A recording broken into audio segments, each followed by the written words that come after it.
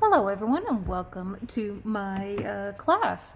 So first thing you're going to want to do, this is a texture class, first thing we want to do is just draw a ball really lightly. You can trace something, what have you, around the house, and it doesn't have to be perfect, and again, don't draw it dark because we're going to be basically drawing over those lines and that's not going to be the important thing. The important thing is just knowing what shape is underneath. So for this class, we are doing fur and fur effects. Now, hopefully you can see the outline of my ball here, and my outline is going to be a lot darker than yours. So that way, hopefully you can see it on camera. But you want basically barely a wisp hint of a ball. It's not a perfect ball. For the fur one, that is fine. So basically what we're going to do is I'm going to pretty much pick this area. You can pick wherever you want on the ball to start my fur, and this is going to be kind of like something that's in the realm of a semi-long hair. Think of something like a cat that maybe not super long hair, but it's not a short hair by any means. And I like to start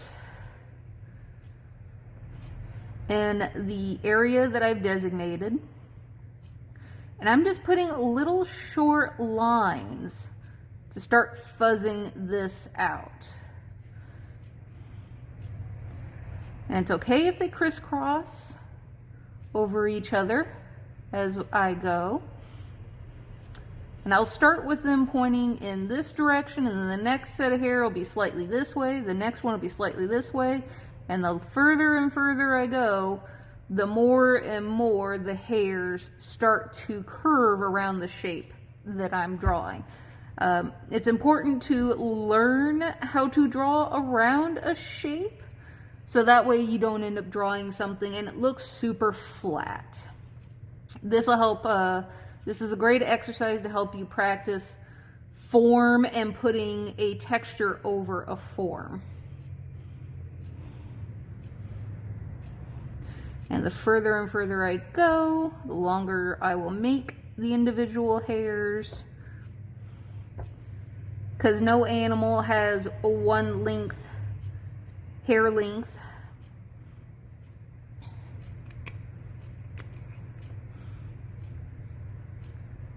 For any of you that have dogs, you'll know that the hair on your dog's neck is longer than the hair that's on their face, and on a cat, the hair is not as long on their face as it is going down the rest of their body, and so on. And then they'll just kind of meet in the back. And again, using the examples of cats and dogs, when their hair meets like this, it's kind of think of it like the tip of the tail,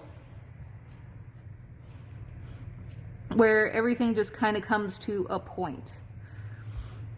Now, once I've got the shape that I want, I will come in and I will fill out my hairs with nice short lines.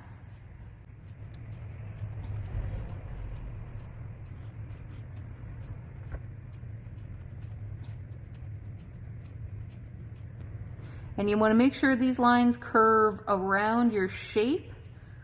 You're not just putting straight lines anywhere. Even this line here is slightly curved. And now once I'm starting to get into the bulk of the body, some animals, they'll have like thicker tufted areas like so. Like again, with the example of a dog's neck, let's say a Labrador, the longer hair on the scruff of the neck pretty much stops around the shoulder blades. So I'm going to do something a little bit like that.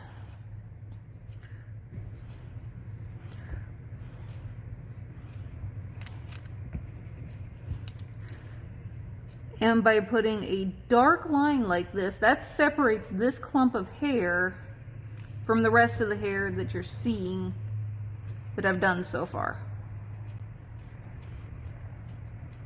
And also by changing the general shape of the hair by adding this swoosh, but still keeping in mind that it's all going towards this back area here, we are still following the shape of the ball.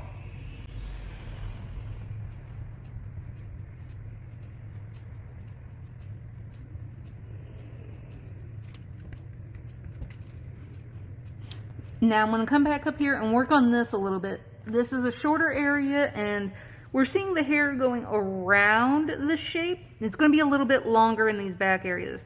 But in up here, pretty much in this area, it's going to be kind of like looking at you. If you look at basically down the shaft of a hair, even in these like poofier areas, it doesn't look that long. So we're basically going to, using short hair techniques, and I'm placing these a little bit further apart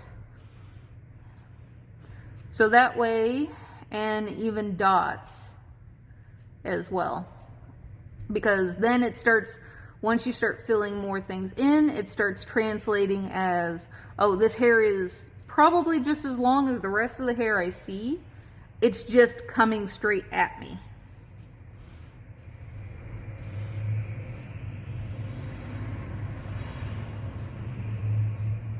And I'm going to kind of go ahead and map out where my longer, where I want it to start looking like the rest of the hair when it starts getting longer.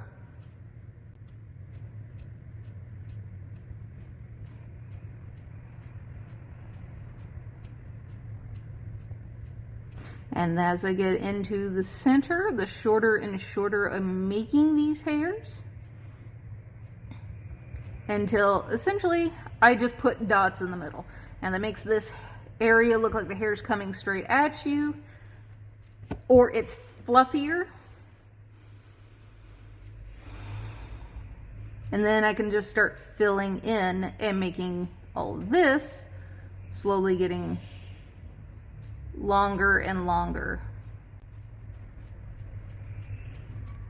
And it's okay to leave areas plain and open and light or white where there's no marks at all, because that can translate as shine or fluffiness or color change. You don't have to fill in everything. But when things start going round, then yeah, you're going to want to add a little bit of shading.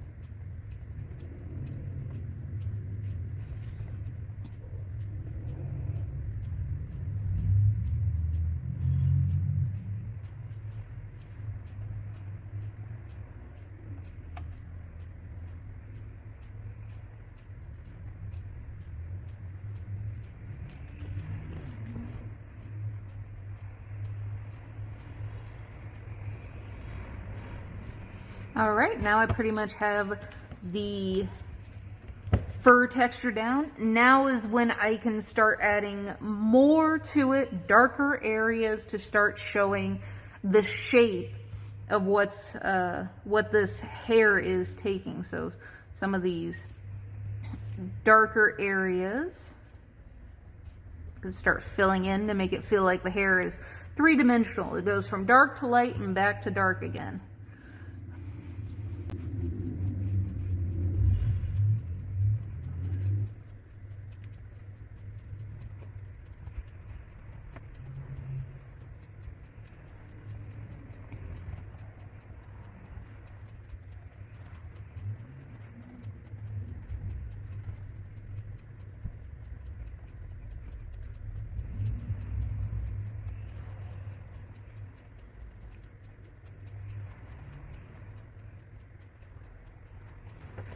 And there we go. We have ourselves a nice, furry, fluffy little ball.